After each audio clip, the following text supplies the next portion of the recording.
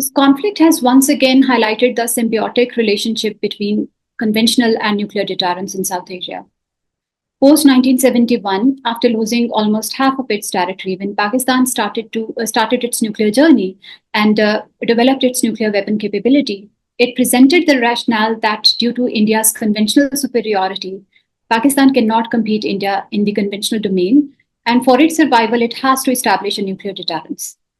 And after 1998, when various crises emerged from 2001 Twin Peak crisis to 2008 Mumbai attack, they did not turn into a hot war. While these developments strengthened the nuclear deterrence argument, they, by default, led to the thinking, mainly in India, that if India can find a space under the nuclear overhang that is without challenging Pakistan's so-called nuclear red lines, it can probably punish Pakistan.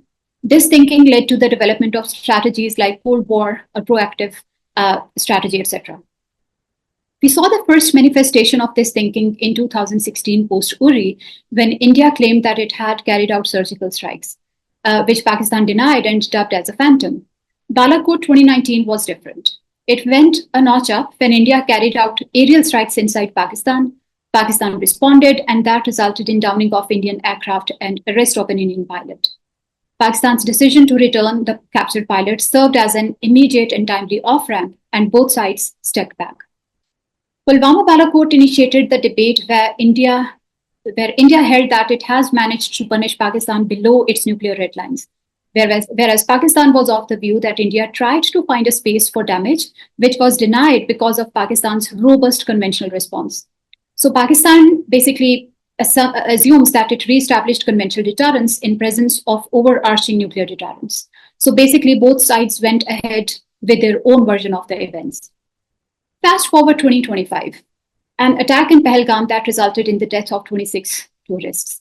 Within minutes, Pakistan is blamed. Islamabad asked for proof, which were not provided, and its offer for an independent inquiry was not reciprocated from India.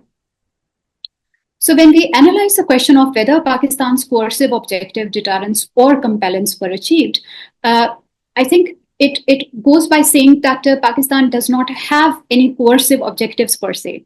But I think Pakistan's conventional deterrence that Pakistan re-established in 2019 failed to compel India to not attack Pakistan again on unproven pretext of terrorism.